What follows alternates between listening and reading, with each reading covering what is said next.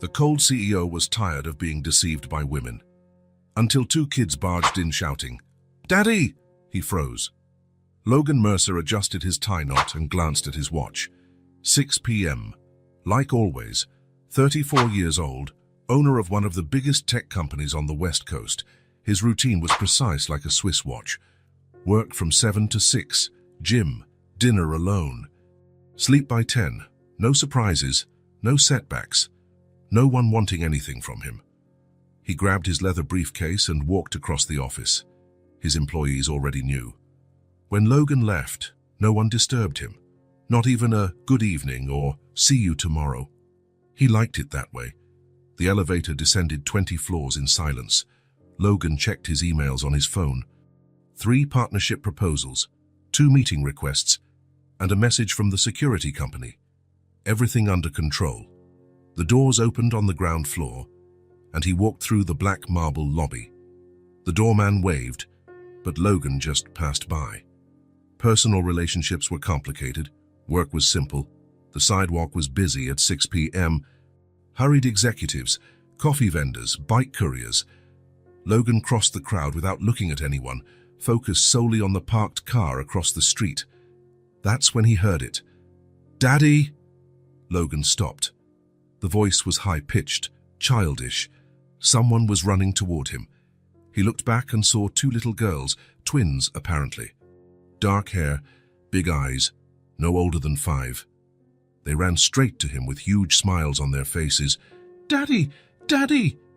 Logan felt his chest tighten, not from emotion, from alertness. The girls stopped right in front of him, panting and happy. The smaller one stretched out her arms as if expecting him to pick her up. "Daddy, we found you!" Logan looked around.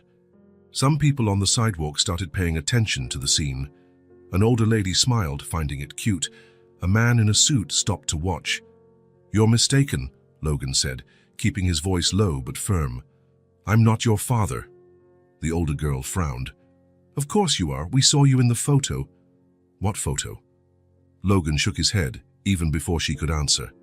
It didn't matter what photo, this was clearly a setup. "You two go home, now." "But Daddy, I'm not your dad." His voice came out louder than intended. Some people turned around. Logan felt his face flush. He hated being the center of attention. The girls exchanged confused looks. The smaller one was almost crying. "But you look just like the photo," she whispered. Logan took a deep breath. He needed to get out of there, fast. "Listen carefully. I don't know who you are, where you came from, but I'm nobody's father. Leave before I call security." He turned his back to them and walked toward his car. He heard a quiet sob behind him but didn't look back. He couldn't. But before getting into the car, Logan glanced around and saw Marcus, his personal driver, leaning against the wall of the neighboring building. The man always stayed close when Logan left work, just in case. Logan waved. Marcus approached immediately. "Yes, Mr. Mercer." "Do you see those 2 girls on the sidewalk?" Marcus looked in the direction indicated. The 2 children were still standing in the same place, looking confused. "Yes, sir." "Follow them. Find out where they live, and with whom."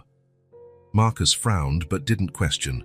5 years working for Logan had taught him not to ask unnecessary questions. "Is there anything specific you want to know?" "Everything. Who the parents are, where they live, how long they've been in the city, and especially who sent them to me." "Sent them?" Logan opened the door of his Mercedes. "Someone is trying to scam me, Marcus, and they used 2 kids for it." He got into the car and started the engine. In the rearview mirror, he saw Marcus discreetly walking toward the girls. Logan knew the pattern. There was always someone trying to take advantage of him.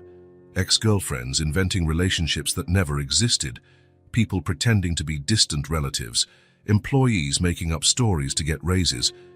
But using children, that was new and low, even by the standards he had seen. He pressed the accelerator and drove away from the building. Marcus was competent and discreet. In a few hours, he would know exactly what was going on. He turned on the radio to push away his thoughts, but the girls' voices kept echoing in his head. "Daddy, we found you." He shook his head. He wasn't going to fall for that. He had fallen for setups before when he was younger and more naive. people approaching pretending genuine interest, only to later ask for money, favors, connections. He learned the hard way that everyone wanted something, and those pretending not to want were even more dangerous. Traffic was slow. Logan drummed his fingers on the steering wheel, impatient. He wanted to get home, take a shower, forget the day, but every time he closed his eyes, he saw those girls' faces, the way they smiled when they saw him, as if they really knew him. Professionals, he muttered to himself. Whoever's behind this trained them well, because that was what bothered him the most. It wasn't just that two kids had called him daddy, it was the natural way they did it, the genuine joy in their eyes. They almost made him doubt himself for a second. Almost. Logan Mercer didn't doubt anything, especially when it came to people trying to manipulate him. In a few hours, Marcus would have the answers he needed. Then he'd know exactly who was behind this. Nobody used children to try to deceive him. Nobody. Logan got home at 8 p.m. The apartment was exactly how he liked it. Minimalist and organized, quiet. Every object in its place, every surface clean. No clutter, no memories scattered around, nothing reminding him of people. He threw his briefcase on the black leather couch and went straight to the kitchen. Opened the fridge and grabbed a beer, the usual ritual. But today something felt different. He couldn't stop thinking about those girls. He sat on the couch and turned on the TV, but the sound was just background noise. His mind was elsewhere, digging through memories he preferred to keep locked away. Sarah. The name came out of nowhere, like a punch to the stomach. Sarah had been the first. 22, freshly graduated, full of dreams and plans for the future. She was beautiful, smart, fun, said she loved him. For 6 months, Logan believed he'd found something real, until he found out Sarah was really interested in his family's money. Not him, never him. Logan took a sip of beer and tried to push the memory away, but it came back full force. The argument, her fake tears, the excuses that convinced no one. "You never trust me," she had yelled in the end, and Logan had replied, "Because you gave me reasons not to." After Sarah came Amanda, then Jessica, then Vanessa. They all followed the same pattern, approaching him with smiles and promises, saying they understood him, loved him for who he was, not what he had. Lies. They all wanted something. Money, connections, status, opportunities. Some were subtle, others direct. But in the end, there was always a hidden interest behind every affectionate gesture. Logan learned to recognize the signs, the way they touched him when asking favors, how they changed the subject when he talked about work, how their eyes sparkled when he mentioned investments or expensive trips. Every gesture hid an interest. That became his rule of life. When someone smiled at him, Logan wondered, what does this person want? When someone praised him, he thought, what's the intention behind that? When someone approached, his first reaction was to find out the plan. Because there was always a plan, always. Logan finished his beer and went to get another. Passed by the living room shelf and saw a photo of himself with his parents, taken years ago. He was younger, more naive. Still believed people could be genuine. What a fool. His phone rang. Logan looked at the screen. Marcus. Found anything? I did. Mr. Mercer. Do you want me to come over or explain over the phone? Come here. Logan hung up and went to the window.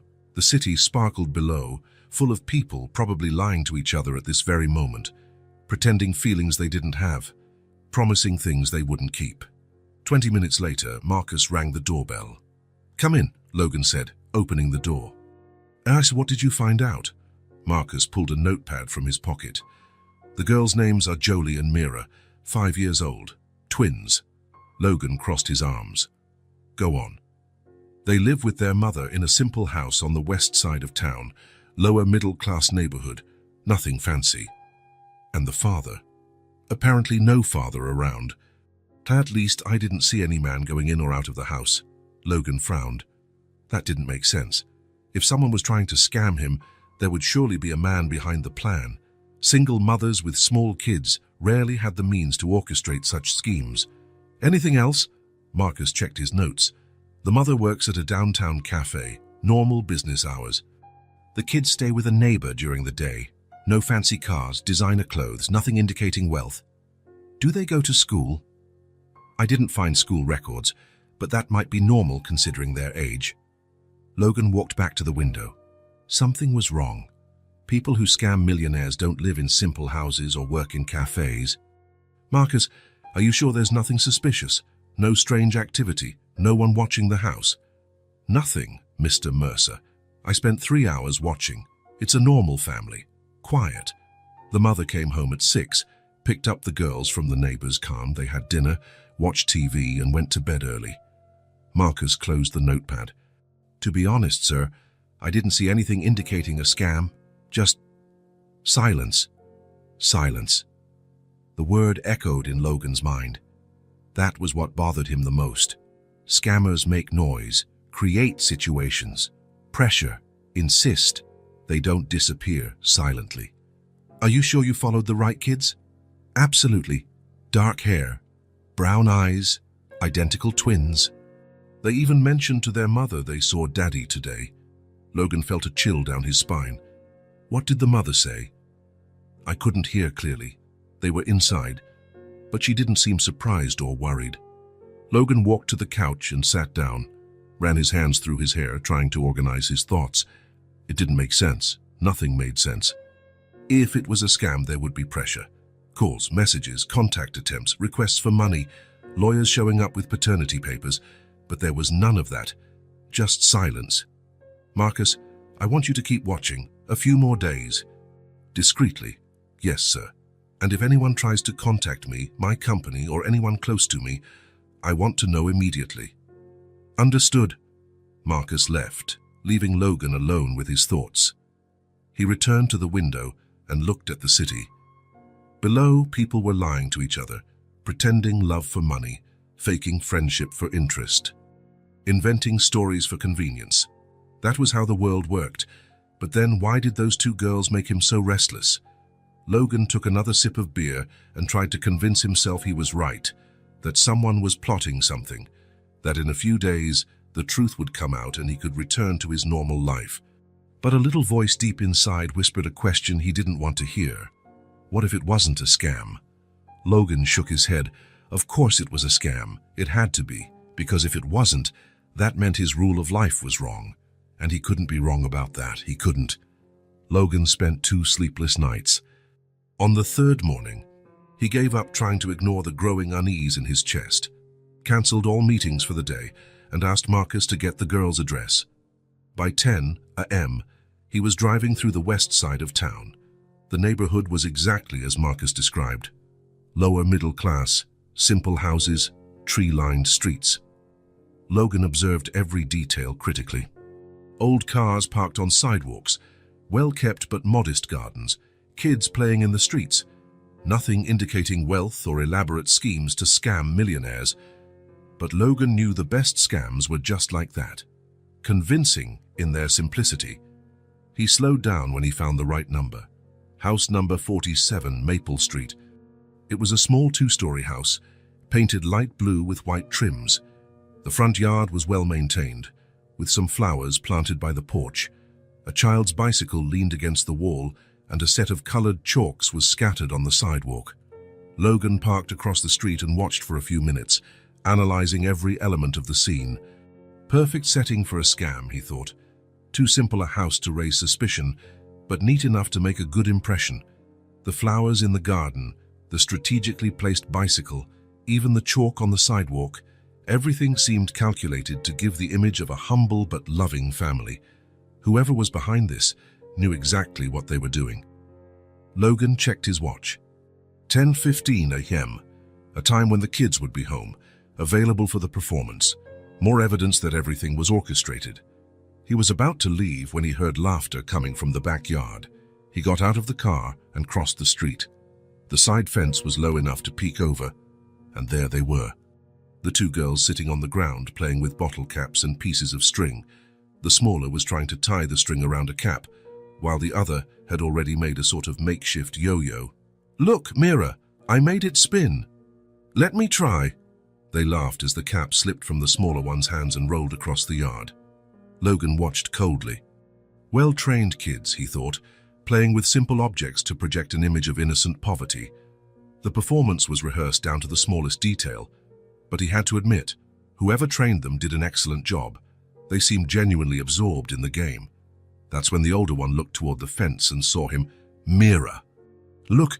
The two dropped the caps immediately and ran to the fence, huge smiles on their faces. You came back, said the smaller one, stretching her arms toward him. We knew you'd come back, added the other. Logan kept a neutral expression. The kids were good actors, he had to admit. The smiles looked genuine, the joy in their eyes convincing. How did you know? Because you're our daddy, said the smaller one, as if it was the most obvious thing in the world. And daddy always comes back, added the older. Logan almost laughed at the performance. Whoever was behind this had trained the girls well. Every line was perfectly crafted to hit the emotional chord.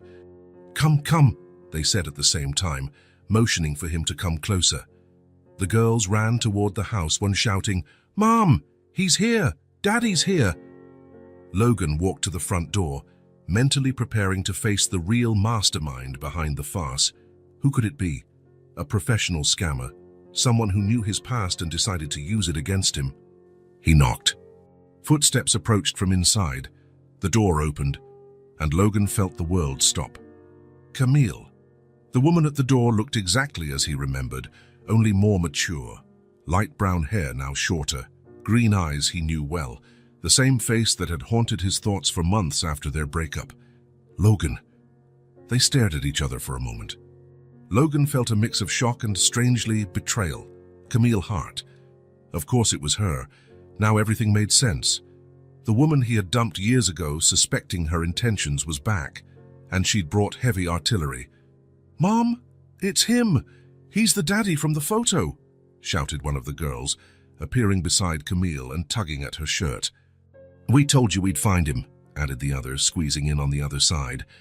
Logan looked at Camille with a hard expression. Now everything made sense. She'd held a grudge over the breakup and decided to get revenge using the kids. The plan was brilliant in its cruelty. You two go play inside for a few minutes.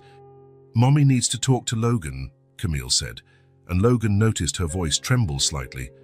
Good actress, he thought, even faking nervousness.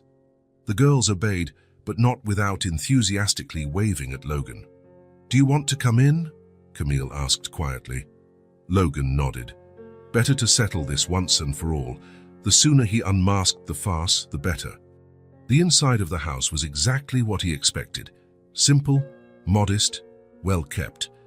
There were drawings from the girls stuck to the fridge, toys organized in baskets in the corner of the living room, colorful cushions on the sofa, children's books stacked on the coffee table, all very calculated to give the image of a needy but happy family. Logan recognized staging when he saw it. Sit down, please, Camille said, pointing to the sofa. Logan sat at the edge, stiff, maintaining a defensive posture.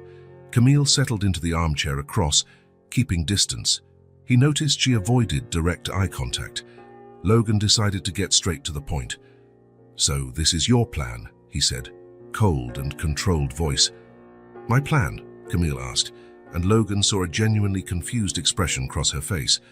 Either she was an exceptional actress, or, no, he wasn't going to fall for it again. Using kids to try to extort me. I admit it's creative, Camille. More elaborate than I expected from you. Camille's face visibly paled. Logan, you don't understand. They are what, my daughters? Logan laughed bitterly. Please, do you think I'm stupid? They are your daughters, Camille said, voice growing firmer. But Logan detected a tremor beneath the determination. Of course they are. And you decided to show up now, 5 years later, because I didn't show up. They came looking for you. Logan stood and started pacing the room, analyzing every object, every picture on the wall. Everything seemed too authentic. What kind of scammer would invest so much in set design? Let me guess the story you made up, he said, stopping in front of a shelf with children's books. You found out you were pregnant after we broke up. Tried to reach me, but I wouldn't listen. So you decided to raise them alone. Spent years fighting, working hard, being a heroic mum. Now that they're older, you thought it was time to introduce me to my daughters. Logan turned to face Camille. What are you waiting for? Back child support, money for education, a better house? Or will you just ask for a lump sum to disappear? Camille was silent for a long moment, and Logan saw tears forming in her eyes. Once again, the performance was convincing. "It's not like that," she said quietly, voice almost breaking. "Not like that? Then explain it to me. And please spare me the drama." Camille took a deep breath, clearly trying to control herself. "You ended things with me, Logan. Said I was trying to take advantage of you. That all women did that. And I was right, apparently." Logan saw Camille flinch as if slapped. "I found out I was pregnant 3 weeks after you kicked me out." Logan crossed his arms. "And you didn't reach out because you made it very clear what you thought of me, how you would react if I showed up pregnant. Exactly how I'm reacting now." "That's why I said nothing," Camille said, a tear running down her face. "That's why I decided to raise them alone, and I did." Logan studied her expression. Either Camille had become an extraordinary actress, or no. He couldn't let himself be fooled by tears. He'd fallen for that before. "For 5 years you planned this moment." "For 5 years I tried to forget you." Camille's voice came out louder than she intended. She glanced quickly toward where the girls were and lowered her tone. "Logan, do you think it was easy raising 2 kids alone, working 2 jobs to pay for diapers, staying up nights when they were sick, with no one to help?" Her voice was loaded with an emotion that seemed too real to be faked. "Do you think I wanted to remember you every day looking at their faces, seeing your eyes in them, your stubbornness, your expressions?" Logan kept his cold expression, but something inside him wavered for a second. "Then why did they come looking for me now?" Camille wiped her eyes with the back of her hand. "They found a picture of you in an old box, asked who it was. I told them it was their dad, and then they came up with the plan together."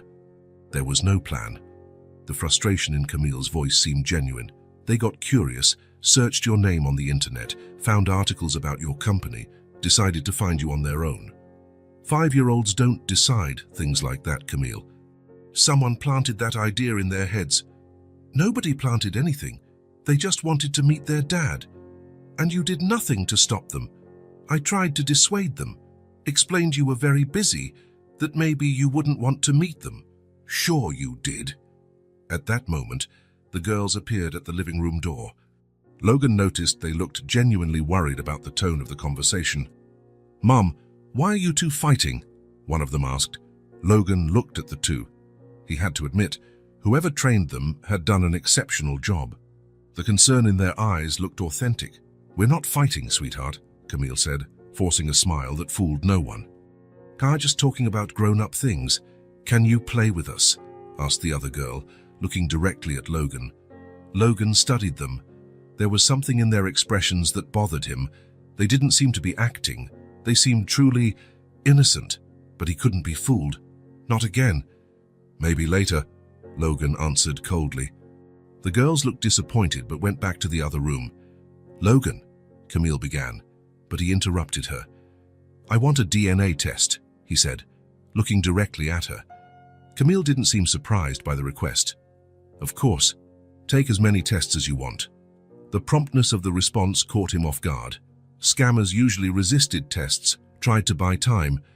"Sign, I'll schedule it for this week." "No problem." Logan headed to the door but stopped. "And just to be clear, if these girls really are mine, we'll settle this legally. With lawyers, the right way." "And if they're not?" Camille asked quietly. Logan stared at her. "Then you'll have to explain to them why you made up such a cruel story." Camille closed her eyes for a moment, as if trying to hold herself together. "They'll get hurt if you just disappear again, Logan. Then you should have thought about that before starting this farce." "It's not a farce," she said, voice almost a whisper. Logan walked toward the door. Camille followed, keeping her distance. On the porch, she tried once more. "Logan, I know you don't believe me. I know you think this is some kind of scam. But please, don't hurt these girls because of what you think of me. If they really are my daughters, I'll do what's right, legally. And if you find out they really are your daughters, what will you do then?" Logan stopped halfway down the stairs. "I'll take financial responsibility." "Only financial?" Logan didn't answer. He went down the rest of the steps and walked to the car. Before getting in, he looked back. Camille was on the porch, eyes red. The girls appeared beside her, drawn by the movement. "Bye, Daddy," they shouted, waving. "Come back soon." Logan got in the car without waving back. Driving home, he tried to organize his thoughts. Camille seemed different from how he remembered, more mature, stronger, and there was something in her tears that seemed too real, but he couldn't trust his own instincts. He had been fooled before by women who seemed genuine. One question hammered in his mind. Why had Camille accepted the DNA test so easily? Scammers usually tried to avoid concrete proof, bought time, made excuses, changed the subject, but Camille hadn't hesitated even for a second. Logan shook his head, pushing doubts away. Women like Camille were experts at faking emotions. She had probably rehearsed every tear, every gesture of pain. He wasn't going to fall for it again. He wasn't. The envelope arrived Monday morning. Logan was at the office, trying to focus on quarterly reports, but his mind kept drifting to that blue house on Maple Street. It had been 3 days since the visit, 3 days avoiding thinking about the possibilities. When the secretary knocked on the door, he immediately knew what it was. "Mr. Mercer, this arrived for you. Special delivery." Logan took the white envelope with the lab's logo. His hands trembled slightly as he tore the seal. For a moment, he hesitated. Once he opened that envelope, his life would change forever, one way or another. Paternity test result. He skimmed the technical text quickly, looking for the numbers that mattered. 99.99% probability of paternity. He is the father. Logan dropped the paper on the desk as if it was burning. He stared at the document for several minutes, the words seeming to move on the page. He is the father. All his theories about scams and setups collapsed in a second. Camille wasn't lying. The girls weren't trained actresses, they were his daughters. They had been his daughters from the first moment they ran to him shouting, "Daddy!" His daughters. Logan stood and walked to the window. Down below, the city went on as usual. People walking sidewalks, cars passing, the world continuing as if nothing had changed. But for him, everything had. There were 2 people in the world carrying half his genes, existing because of him, who had spent 5 years waiting to meet him, and he had rejected them. Worse, he had accused their mother of making up a cruel farce. He had looked at 2 innocent children and seen lies where there was only love. Logan returned to his desk and reread the result. 99%. There was no doubt. Jolie and Mira were his daughters. He picked up the phone and cancelled all his appointments for the day, cancelled the afternoon meetings, told his secretary to reschedule everything for the rest of the week. He needed to go back to that house. He needed to apologize. The word sounded strange even in his own mind. Logan Mercer didn't apologize. Logan Mercer was always right, always one step ahead, always knowing what people really wanted. But Logan Mercer had also never found out he was the father of 2 5-year-old girls.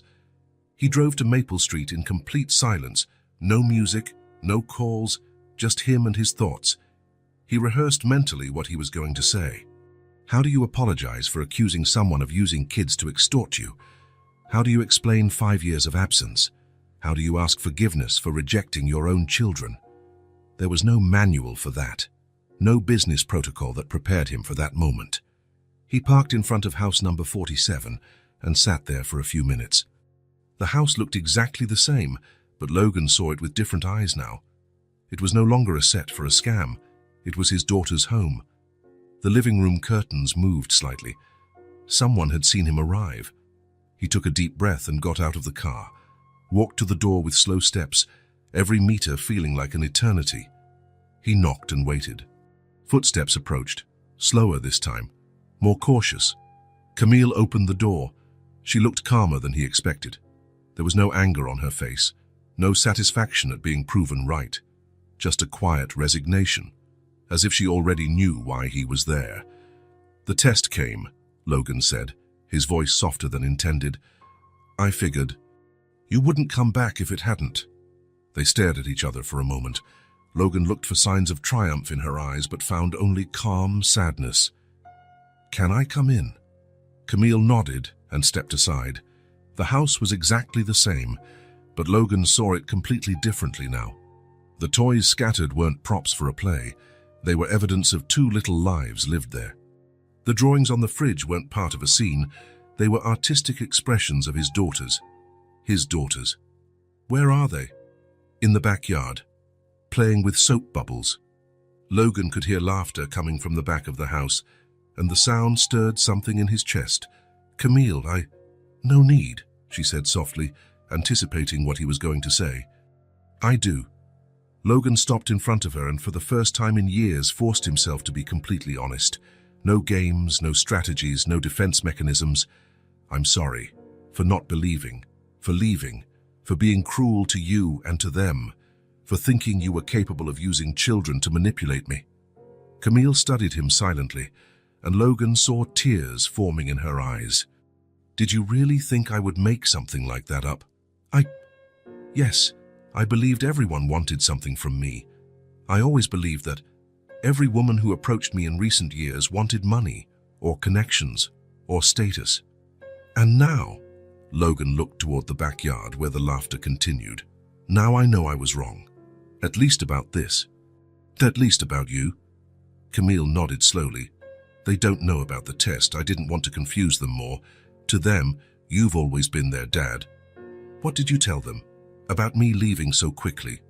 That you were busy with work, but that maybe you'd come back? That sometimes adults need time to think?" Logan felt a pang of something that could be gratitude. Even after how he had treated her, Camille had protected his image before their daughters. Did they ask a lot? Every day. "When is Daddy coming back? Why did he leave? Didn't he like us?" Each question was like a stab. Logan imagined two little girls wondering if they weren't good enough for the dad they had just met. "What did you answer?" "That you needed time. That it had nothing to do with them. That you'd come back when you were ready." "How could you be sure you'd come back?" Camille smiled for the first time since he arrived. "Because I know you, Logan. You can be many things, but you're not a coward. Once you knew the truth, you'd do the right thing." "Do you want to see them?" she asked after a moment. "Yes, but I don't know what to say." "Start with the truth. They deserve that." Camille took him to the back door.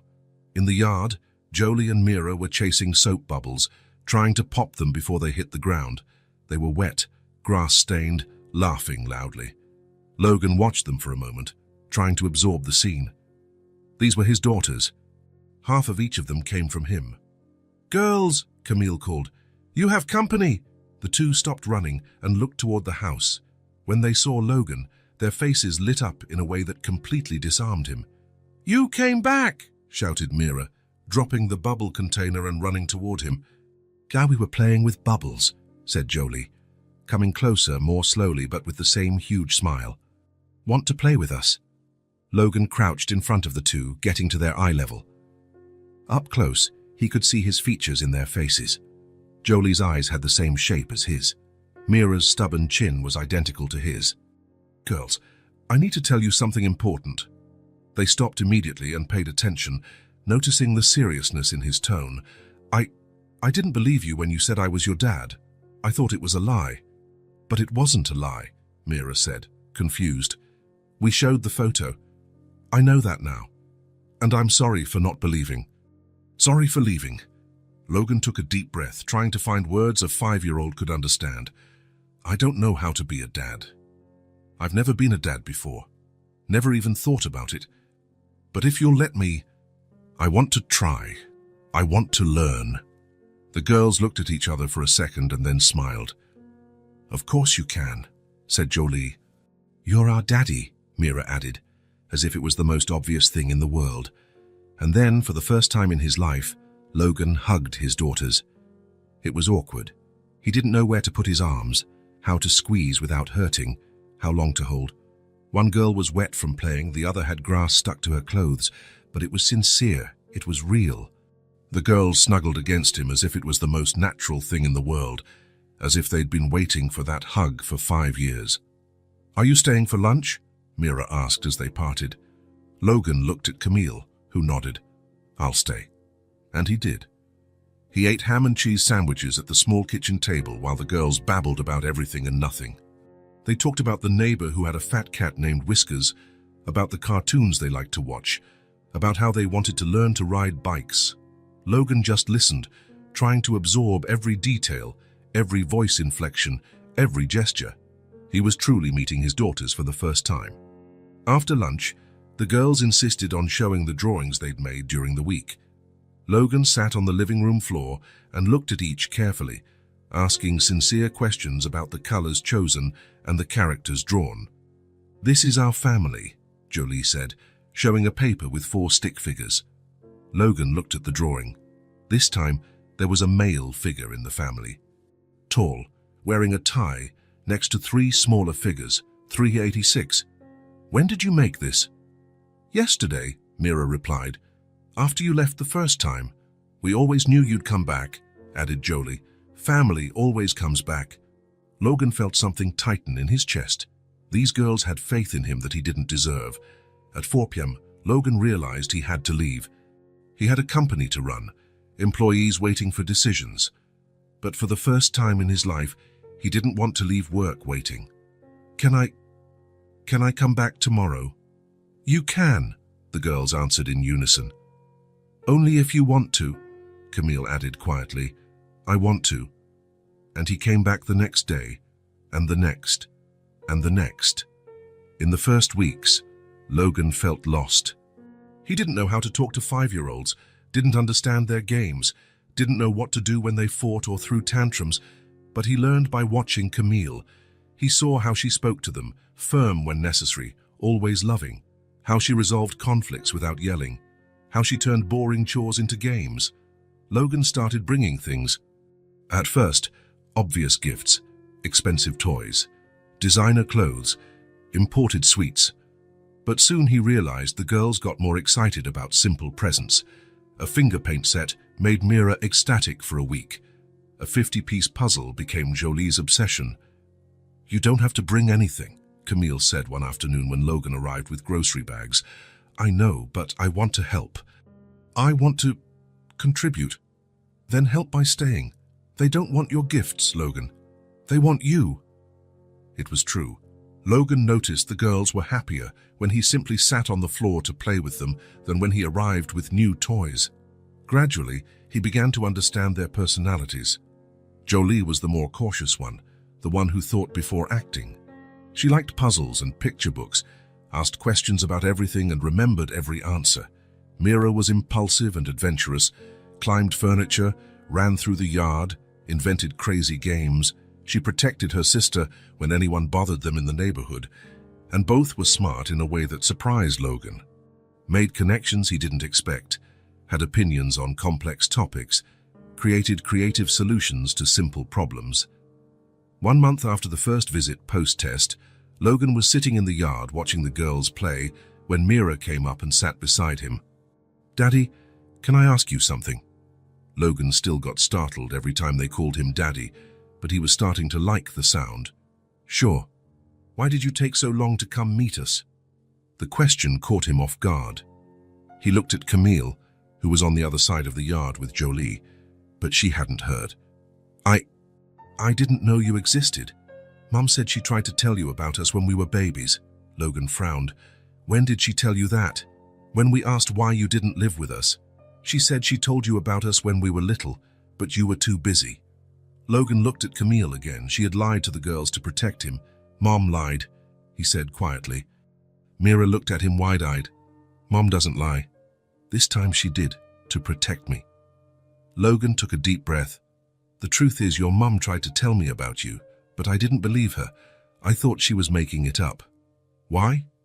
"Because I'm an idiot sometimes," Mira laughed. "Everyone is an idiot sometimes." Jolie said I'm an idiot when I eat sand. "You eat sand?" "Just a little, to see what it tastes like." Logan smiled genuinely for the first time in a long while. "Daddy?" "Yes? We just wanted to meet you. Mum didn't talk much about you." Logan felt something stirring in his chest. "What did you want to know?" "Everything. What you were like as a kid. If you liked to play. If you were like us." Jolie came closer, sensing this was an important conversation. "We wanted to know if there was something in you that was also us," she said softly. Logan looked at the two girls. For the first time in weeks, he didn't try to think of a smart or socially appropriate answer. He just told the truth. "There is," he said. "And there's a lot." "What?" "You're stubborn. I am too. You ask a lot of questions. I did too when I was a kid." "And what else?" Logan thought. "You're brave. It took a lot of courage to come looking for me. And you're loyal to each other. I wish I were that loyal." "You can be," Mira said. "I'd just stay with us. That's what I'm trying to do." "And you will," Jolie added with the seriousness of a 5-year-old, "because you're our daddy." Logan was silent, just listening. For the first time in his adult life, he didn't feel the need to defend himself, explain his actions, or justify his fears. He just sat there in the yard with his daughters, learning that sometimes the simplest truth is also the most powerful. He was a dad, and maybe, just maybe, he could be good at it. Logan arrived at the Maple Street house on a Saturday morning with a different proposal. He had spent 2 weeks visiting the girls almost every day after work. Always at the house, always under Camille's watchful eye, always within the safe zone of the yard and living room. But that morning, he felt brave. "Good morning," he greeted Camille when she opened the door. "You're early today," she noted, but was smiling. "I wanted to ask something. For all 3 of you." The girls came running from the kitchen, still in pajamas, hair messy. "Daddy!" they shouted in unison, and Logan felt that familiar tightness in his chest. A good tightness, he realized. The kind of tightness that means something important is happening. "Good morning, girls. How about going out today?" "Going out?" Mira asked, eyes shining. "Where?" Jolie wanted to know. "I thought the park, and then a snack." Logan looked at Camille, seeking approval. "Just the 3 of us," he added quietly. Camille hesitated for a second. Logan understood. It was the first time he'd be alone with the girls, the first time he'd be fully responsible for them, even if just for a few hours. "Please, Mommy," Mira begged. "We promise to behave," Jolie added. Camille looked at Logan. "Are you sure?" "I am." And he really was. In recent weeks, he had watched Camille with the girls enough to know the basics. He knew they liked swings, that Mira was more adventurous on the playground, that Jolie preferred to watch before trying. "Okay," Camille agreed. "But take jackets. It's a little chilly." The girls screamed with joy and ran to get dressed. 20 minutes later, Logan was driving through town with 2 kids in the back seat, singing a song he didn't know and clapping out of rhythm. He looked in the rearview mirror and saw Jolie and Mira completely absorbed in the music, without a care in the world. When was the last time he felt like that? Completely in the moment, without thinking about work, problems, responsibilities. He couldn't remember. The park was crowded for a Saturday morning. Families spread on the grass, kids running in all directions, parents pushing swings and shouting, "Watch out," every now and then. Logan felt slightly intimidated. All the other parents seemed to know exactly what they were doing. "Where do we go first?" he asked. "Swing," Mira shouted. "Seesaw," Jolie said at the same time. They looked at each other and laughed. "Swing first," Jolie decided, "then seesaw." Logan followed them to the swings area, watching how they ran fearlessly, as if the whole world belonged to them. "Do you know how to push a swing?" Mira asked, already climbing into one of the seats. "I think so," Logan answered, positioning himself behind her. "Not too hard," Jolie warned, climbing onto the swing next to her. "Mira likes it hard, but I don't." Logan pushed Mira first, gently. She laughed. "Harder." He pushed a little harder. She screamed with joy. "More!" Logan looked at Jolie, who was swinging slowly, content with the gentle motion. "Everyone is different," he murmured to himself. "What?" Jolie asked. "Nothing, just thinking out loud." For 40 minutes, Logan pushed swings. Then they went to the seesaw. Then the slide. Mira climbed up running and slid down screaming. Jolie climbed slowly and slid down quietly, laughing. Logan stayed under the slide, ready to catch anyone who lost balance. They didn't. They were much more coordinated than he imagined, but he liked being there, liked being needed. "Daddy, come play with us," Mira shouted from the top of the slide. "I don't fit up there." "Of course you do. Come." Logan looked around. There were some parents at the playground, but none climbing on the equipment with their kids. "Go on, Daddy," Jolie encouraged. "You're brave. You're brave." Logan climbed the little ladder of the slide, feeling ridiculous. His long legs barely fit in the space meant for kids. But when he got to the top and saw the girls laughing at him, he didn't feel ridiculous anymore.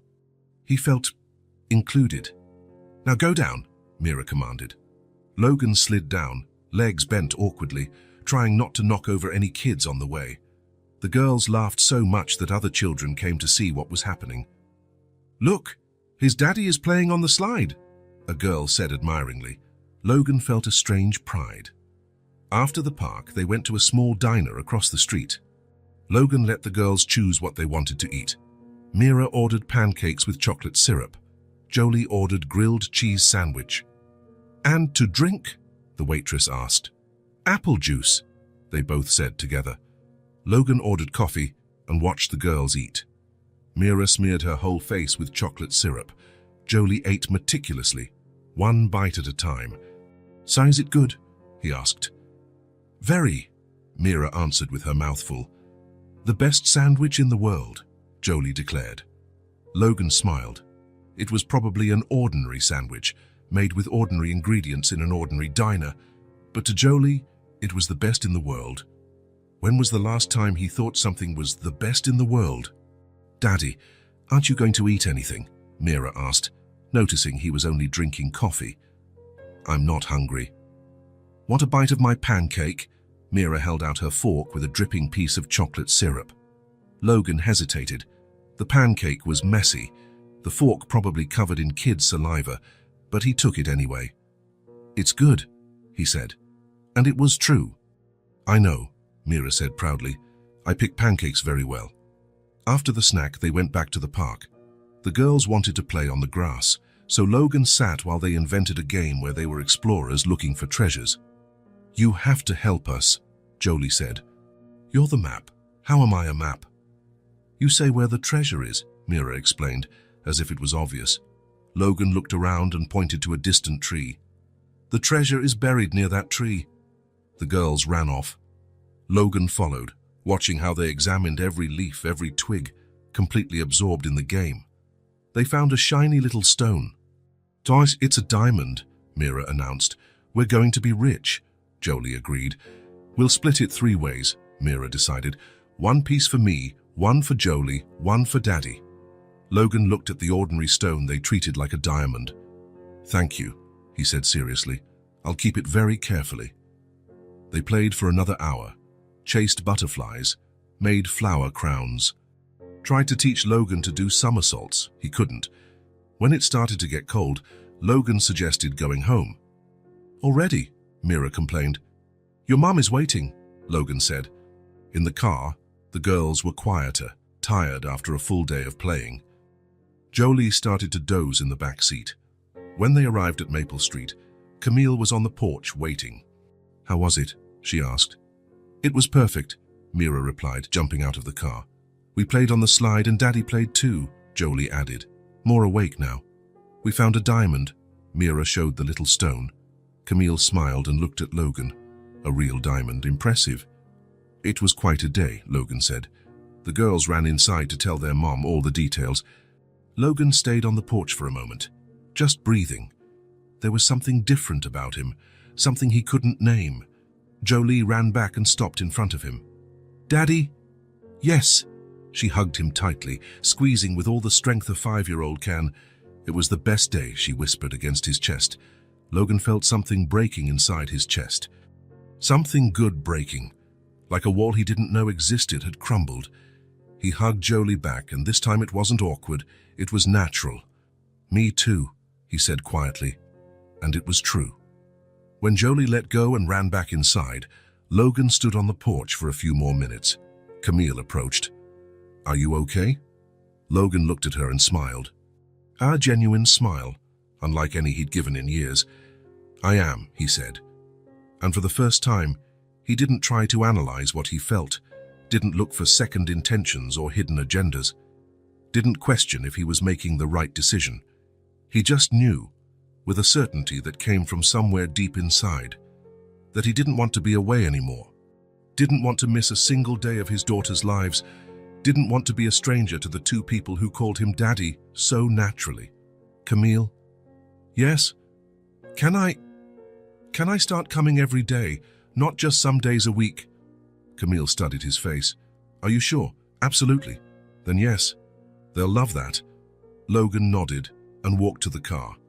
Before getting in, he looked back and saw two loving faces at the living room window waving at him. He waved back and drove home, knowing his life had changed forever. This time, for the better. Logan got home at 9 p.m. The apartment greeted him with the same silence as always. White walls, minimalist furniture, clean surfaces with nothing out of place. Everything exactly how he liked it, or how he used to like it. He tossed his keys on the metal tray by the door and stood in the entrance hall, just listening. Silence. Absolute silence. He walked to the living room and sat on the black leather sofa, turned on the TV but left it muted, didn't want sound, just movement on the screen to break the stillness of the room. A few weeks ago, that ritual calmed him, coming home and finding peace in the emptiness. No noise, no chaos, no one wanting his attention or asking questions. But now the silence felt wrong. Logan got up and went to the kitchen, opened the fridge and stared at the neatly organized shelves, water, green juice, leftover Japanese food. Everything tidy, everything clean, everything lifeless. When was the last time he had eaten something homemade? When was the last time his kitchen served any purpose other than storing drinks and takeout? He closed the fridge and returned to the living room. The contrast was stark. A few hours ago, he was in a small, noisy diner, watching Mira smear chocolate syrup on her face and Jolie meticulously eating her sandwich. There was life there, movement, laughter, organized chaos. Here there was only emptiness. Logan walked to the window and looked down at the city, bright lights, cars passing, people living their lives. From where he was, everything seemed small and distant. He had always liked that feeling, being above it all, watching without participating, controlling without getting involved. But now he felt isolated. He returned to the couch and picked up his phone. There were 3 work messages, 2 meeting proposals for the next week, and a notification that his bank account had received dividends. Nothing requiring his immediate attention, nothing that made him feel needed. Logan put down the phone and looked around the room. Every object had been chosen carefully. The glass coffee table, modern lamps, imported rug. All expensive, all beautiful, all perfectly coordinated, all completely impersonal. There wasn't a single personal photo in sight. No open books, magazines tossed on the table, shoes forgotten in the corner. No evidence anyone really lived there. It was a magazine apartment. Beautiful to look at, impossible to live in. Logan got up and walked to the shelf that took up an entire wall of the living room. It was his only concession to personal decoration. Business books, some company awards, a 50-year-old bottle of Scotch whiskey, and a single photo. He took the silver frame and stared at the image. It was him 3 years ago on top of a skyscraper his company had designed. He was alone in the photo, standing on the edge of the helipad, the city sprawling behind him like a carpet of lights. It was his favorite photo. It represented everything he had achieved: success, power, independence. At that moment, he felt on top of the world, literally. Logan always looked at it when he needed to remember who he was, what he had conquered, how good it felt to be in control of his own life. But now, looking at the photo, he only saw a lonely man. Before, this silence protected me, he murmured to himself. Now, it pushes me away. It was true. For years, he had used silence as a shield. He'd come home after days full of people wanting something from him and found peace in emptiness. No one to impress. No one to distrust. No one to disappoint. Silence was safe. But it was also dead. Logan put the photo back on the shelf and walked back to the window. He remembered the noise at the Maple Street house, Jolie and Mira laughing, arguing, singing off-key, Camille in the kitchen preparing lunch, the sound of the TV on a cartoon, footsteps running down the hallway. Life happening. When was the last time he'd heard someone laugh in his house? When was the last time someone ran through his halls? Never. Since buying the apartment 5 years ago, it had been just him, alone with his thoughts, fears, need for control. Logan returned to the sofa and sat again, picked up the photo a second time. The man in the image looked confident, successful, satisfied, but Logan knew the truth. That day on top of the building, he felt empty. He had just broken up with a girlfriend he suspected was only interested in his money. He was surrounded by employees who agreed with everything he said. He had just closed a $1 million deal that didn't excite him. Success, but no happiness. Power, but no purpose. Independence, but no connection. For the first time since taking that photo, it didn't represent victory. It represented isolation. Logan remembered Jolie's hug a few hours earlier. It was the best day, she had said, and it was true. For her, a simple day at the park and a pancake at an ordinary diner was enough for complete happiness. When was the last time Logan had felt that way? Completely satisfied with something simple. He couldn't remember. He had spent so much time building walls, protecting himself from people who might want to take advantage of him, that he ended up protecting himself from the possibility of something real. The phone rang. Logan looked at the screen. Work. Probably some problem that could wait until tomorrow, but someone considered urgent. He let it ring until it went to voicemail.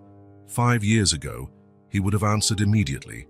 Work was his priority, his obsession, his identity. But today he had discovered something more important than work. He had discovered what it meant to be needed. Not because he was rich or powerful, but because 2 little girls called him Daddy and really wanted him there. Logan got up and walked to the bedroom. It was as impersonal as the rest of the house. Made bed, everything in place, no evidence of a life being lived. He opened the closet and looked at the rows of identical suits. Black, grey, navy blue, all expensive, all perfect, all the same. When was the last time he had dressed for anything other than work? At the park today, he'd felt overdressed in his dress pants and shirt. The other families wore jeans and t-shirts, clothes for playing and getting dirty, living. Logan closed the closet and returned to the living room. He sat on the sofa and looked around again. Everything he had built, everything he owned seemed inadequate now. Not inadequate in value or quality, but inadequate for the kind of life he was beginning to imagine. A life with 2 girls running through the halls. A life with drawings stuck on the fridge. A life with noise, chaos, and laughter echoing through the walls. A life with purpose beyond success. Logan grabbed his phone and opened the photo gallery. There were hundreds of images, meetings, work events, awards, business trips, but no personal photos, no memories of moments that really mattered. Today at the park, he'd thought about taking a photo of the girls playing, but he hadn't. He still didn't feel ready to document their lives. But maybe soon he could start making his own memories. Logan put the photo from the shelf on the coffee table where he could see it better. The lonely man at the top of the building stared back, well-dressed, successful, well-protected, and completely alone. "I don't want to be you anymore," Logan said to the photo. For the first time in years, he knew exactly what he wanted. He wanted to be the man Jolie and Mira saw when they looked at him, the man who deserved to be called Daddy, the man who was present, involved, caring more about loud laughter than high profits. Logan turned off the TV and went to the bedroom. Tomorrow he would return to Maple Street, and the next day, and the day after, because he had discovered that the silence that always protected him had also imprisoned him, and it was time to break free. Logan had become a constant presence at the Maple Street house. 2 weeks after the day at the park, his routine had completely changed. Instead of working late every day, he left the office at 5 sharp. Instead of lonely dinners and silent nights, he spent afternoons playing in the yard and helping with homework. The girls had gotten used to his presence. They no longer ran to the door when he arrived. They just looked, smiled, and continued what they were doing, as if they always knew he'd come. It was a Thursday afternoon when Jolie approached him with something hidden behind her back. Logan was on the sofa, trying to do a puzzle with Mira, when he felt a poke on his shoulder. "Daddy?" "Yes," Jolie was serious, more serious than a 5-year-old should be. "We made something for you." You did. Mira dropped the puzzle piece and ran close to her sister. Tell him, Jolie. I will. Jolie took a deep breath as if preparing for an important speech. We drew our family. Logan felt something move in his chest. Your family. Our family, Mira corrected. Yours, mine, Jolie's, and Mommy's. Jolie took the paper from behind her back and handed it to Logan. It was a typical child's drawing. 4 stick figures of different sizes, all holding hands in a row. The smallest figure had short hair and a huge smile, clearly Mira. Next to her, a slightly bigger figure with longer hair, Jolie. Then a figure in a skirt with wavy hair, Camille. And finally, a tall figure wearing what looked like a tie, him. In the middle of the drawing, floating above the 4 figures, was a red heart drawn so carefully that you could still see the pencil marks where it was erased and redone several times. Logan held the paper with both hands as if it were made of glass. We drew our family, Jolie repeated, her voice full of pride. Logan looked at the drawing and felt something breaking inside his chest. Something good breaking. Throughout his adult life, he had avoided forming bonds, avoided becoming part of something bigger than himself, and now he was looking at a drawing where he was represented as a fundamental part of a family. A family. Can I keep it? He asked, his voice quieter than intended. Of course, Mira answered, as if it was obvious. It's yours, Jolie said softly. It always was. Always was. Logan looked at the girls, then at the drawing, then at the girls again. Thank you, he said, and the word carried much more weight than 2 5-year-olds could understand. Camille had watched the whole scene from the kitchen. She approached and sat in the armchair, a small smile on her face. They worked on the drawing all morning, she said. They argued about what color to use for the heart. Mira wanted pink, Jolie wanted red. Why did red win? Because red is the color of true love, Jolie explained with the seriousness of someone absolutely sure of what she was saying. Logan looked at the red heart in the center of the drawing. How do you know so much about love? Mom taught us, Mira answered. Logan looked at Camille, who just shrugged. They asked how to recognize true love. I said true love is when someone stays even when things get hard. And you stayed, Jolie added, looking at Logan. Even when we got sick last time, even when we fought, even when we made a mess, you always come back. Logan remembered the previous week when the girls had argued about whose turn it was to pick the show on TV. The argument escalated into crying, shouting, and mutual accusations of that's not fair. His first reaction was to step away, let Camille handle it. That's what he always did when things got emotionally charged. He withdrew. But this time he stayed, helped mediate, suggested they watch 2 episodes, 1 each, stayed until the conflict was resolved and the girls played together again. They didn't expect a perfect dad, Camille said quietly, as if reading his thoughts. Just one who stays. Logan carefully folded the drawing and put it in his wallet. I'm going to hang it on my office wall, he said. Really? Mira asked, eyes shining. Really? So everyone can see our family? Our family. The words came naturally, without hesitation. It was the first time Logan referred to the group as our family, out loud. And it felt right. The rest of the afternoon passed normally. They played in the yard, helped Camille prepare dinner, watched a cartoon. Logan said goodbye at 8 p.m, promising to come back the next day. But when he arrived the next morning, something was different. Camille opened the door even before he knocked, her face worried. They have a fever, she said without preamble. Logan felt his blood run cold. A fever? Since when? They woke up like that. Mira has 101.3 degrees and Jolie has 100.8 degrees. Logan pushed the door and went in quickly. Where are they? On the couch. Logan, they're fine, it's just... But Logan was already in the living room, seeing the 2 girls wrapped in a blanket, pale and clearly feeling sick. Hi, Daddy, Mira said weakly. We're not feeling well today, Jolie added, as if apologizing. Logan knelt in front of the couch and put his hand on each of their foreheads. They were too hot, way too hot.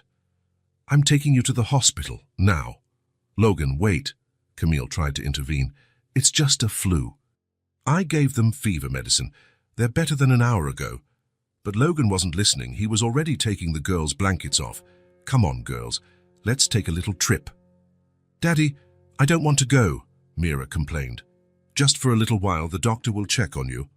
Logan carried them in his arms, one on each side, and headed for the door.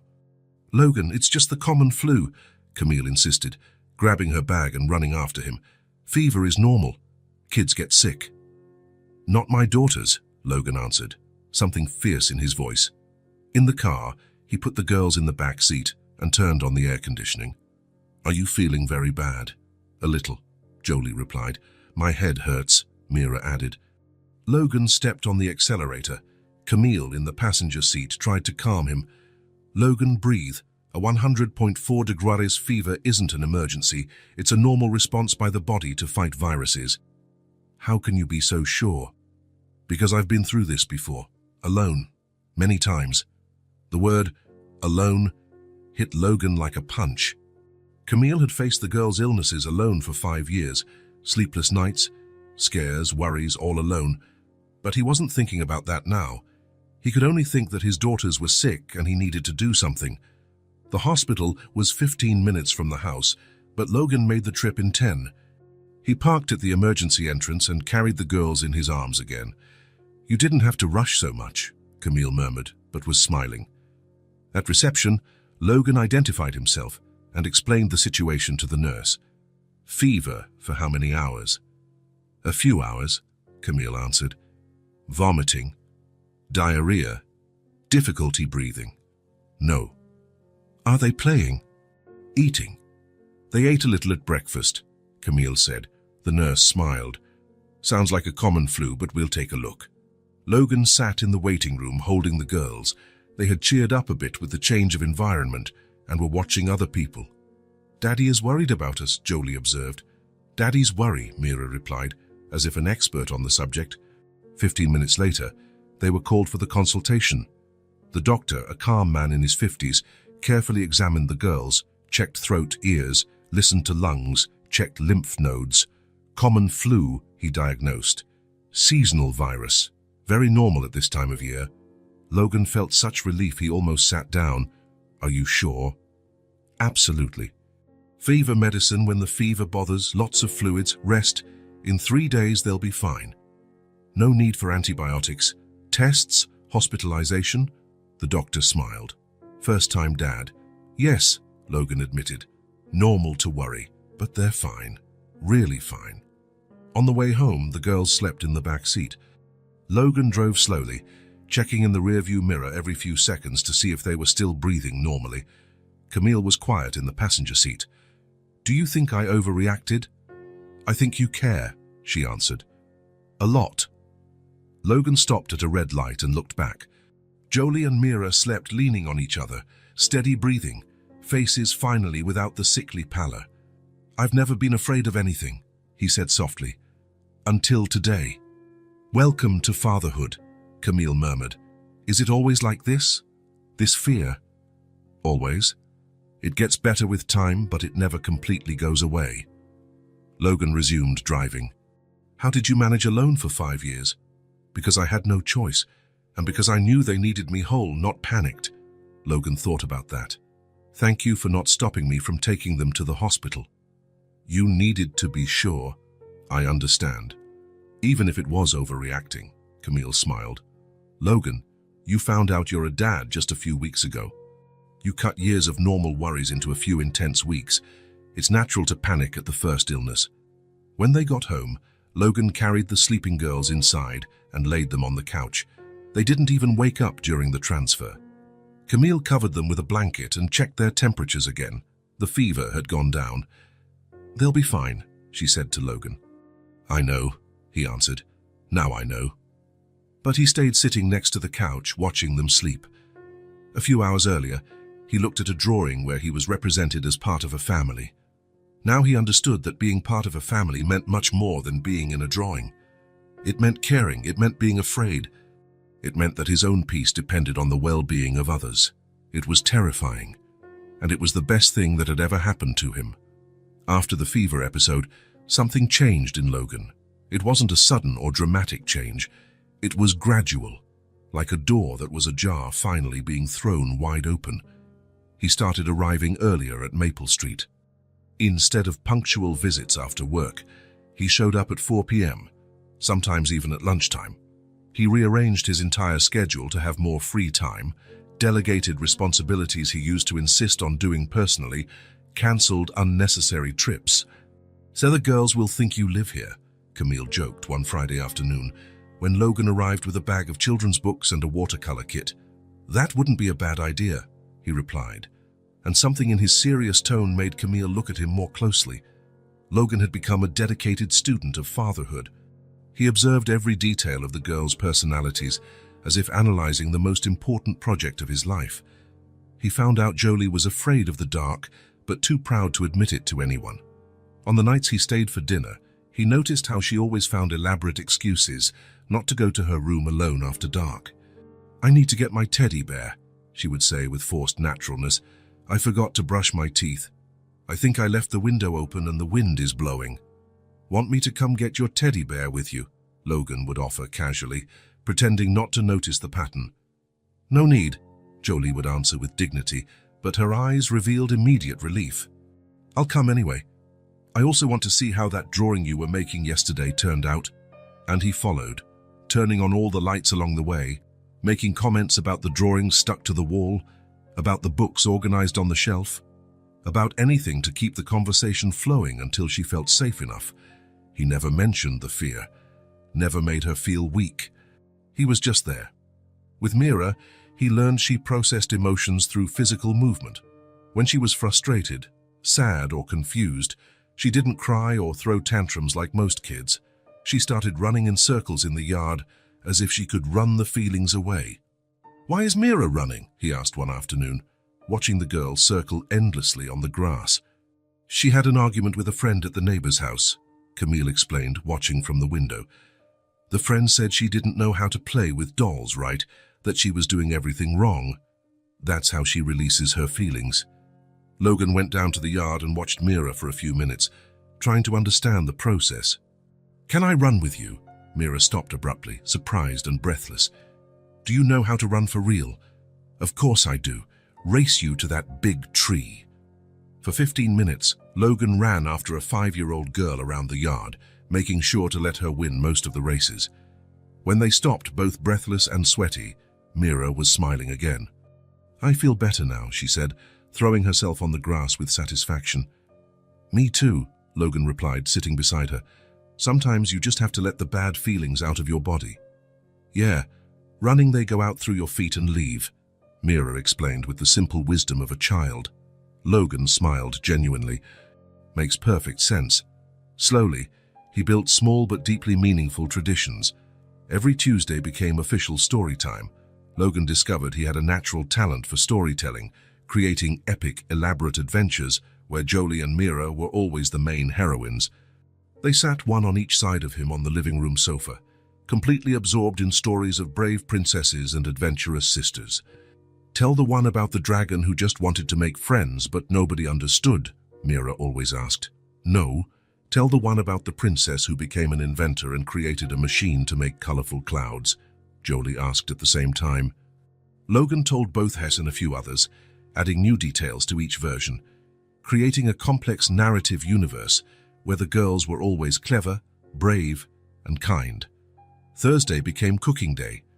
Logan, who had never cooked anything beyond heating food in the microwave, invested time in family recipe books and online tutorials. He learned to make perfect pancakes, elaborate sandwiches with fun shapes, simple cookies, and even a basic chocolate cake. "You're becoming a real dad," Camille observed one Thursday afternoon, watching Logan teach Jolie to crack eggs with scientific precision, while Mira measured flour with the seriousness of a professional chef. Logan stopped what he was doing and looked around. Small flour-covered hands, completely messy countertop, batter splashes on the wall, laughter and lively chatter echoing through the kitchen. 6 months ago, all that mess would have made him deeply anxious. Now it seemed absolutely perfect. "See how good it is to have someone around," Camille said with a half-smile, gently wiping some flour from Mira's nose. Logan looked at her and didn't answer immediately, but his eyes said it all. Deep gratitude that she had allowed him into that life. Honest recognition that he had wasted 5 precious years. And something deeper, the complete understanding that he was exactly where he was supposed to be. "It's good," he said simply. "It's really good." It was on a rainy autumn Friday, 3 months after their first meeting at the park, that Logan made a decision he'd been maturing for weeks. He arrived at Maple Street with a folder of documents instead of the usual toys, a serious and determined look on his face. "Camille, I need to talk to you about something important." "Did something happen? You look worried." "Yes, something happened. I want you 3 to move."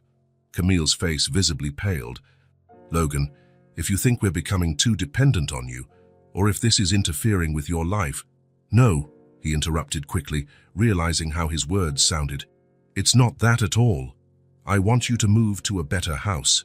Camille frowned, genuinely confused. "Gosh, better how?"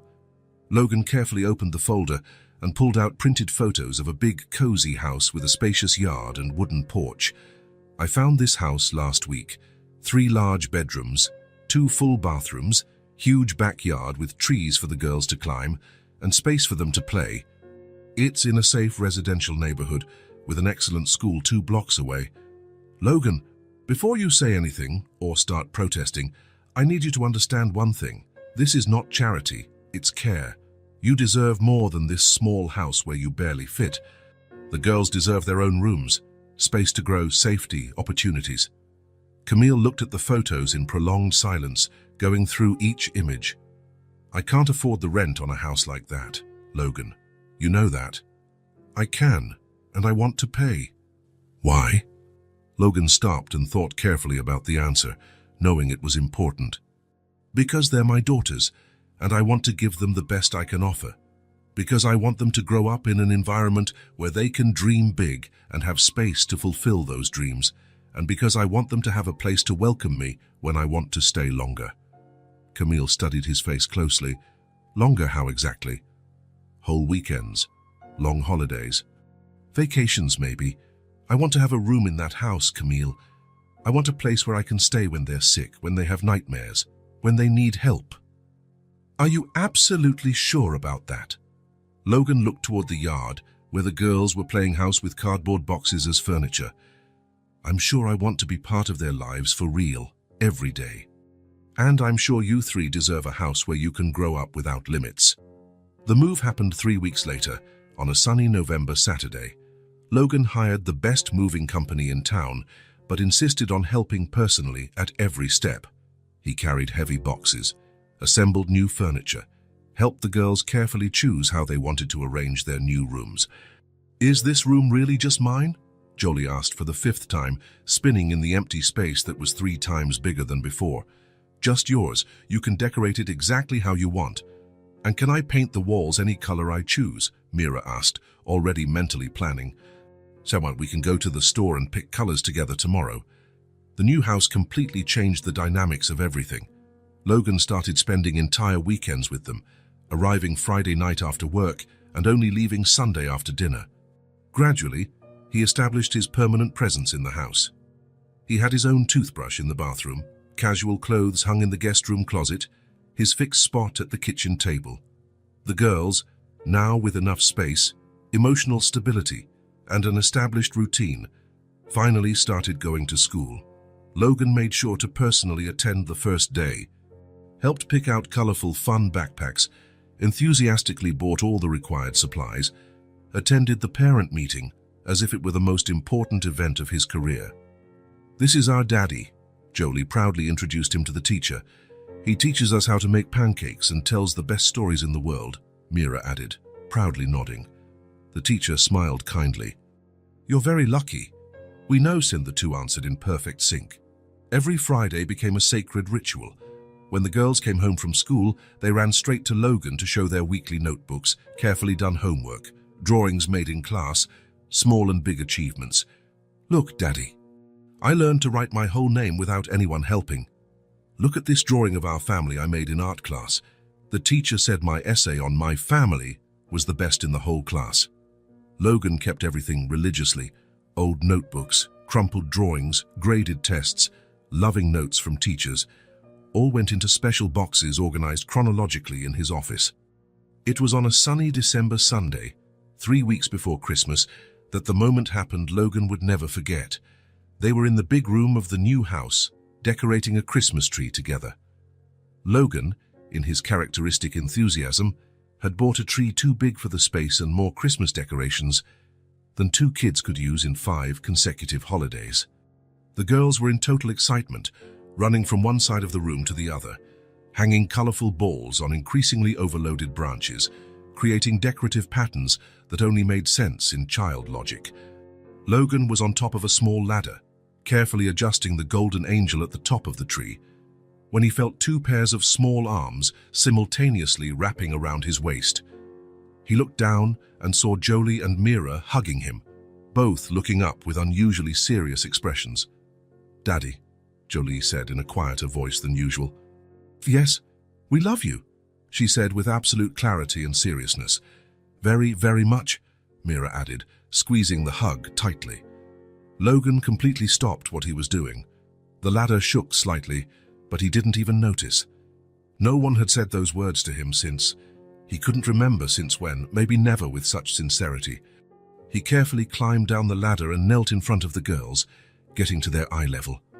"Do you really love me?" "Of course," Jolie said, as if it were the most obvious thing in the universe. "You're our daddy." "And you love us too," Mira added with the absolute confidence only a child can have. Logan paused, took a deep breath, feeling something moving in his chest, something warm and overwhelming that almost knocked him down. "I love you too," he said in a low voice, but firm and clear. "Very much. More than I ever imagined possible to love anyone in life." The girls smiled simultaneously and hugged him tighter, squeezing against him. "We always knew it," Jolie murmured against his chest. "How did you always know?" "Because you stayed," Mira explained with deep simplicity. "People who really love us stay, even when it's hard." Logan hugged his daughters for a long moment, eyes burning with tears refusing to fall but definitely there. Camille was standing in the doorway, watching the whole scene with a deeply emotional smile. "Now we're really a complete family," she said quietly. "We always were," Logan answered without letting go of the girls. "I just took 5 years to realize it." The following Monday, Logan was at the office when Marcus brought a small package. "The photos you requested have been developed, Mr. Mercer." Logan carefully opened the envelope and smiled upon seeing the result. They were photos from the previous weekend, the girls running freely in the new house's yard, him patiently teaching Mira to ride a bike, Jolie reading a story aloud to him, the 3 making exaggerated faces at the camera, completely relaxed. He chose the best one, a spontaneous photo where the 3 were hugging on the sofa, laughing at some inside joke, completely relaxed, and put it in an elegant silver frame. The old photo from the rooftop, where he was alone watching the city, had been carefully put away in a drawer weeks ago.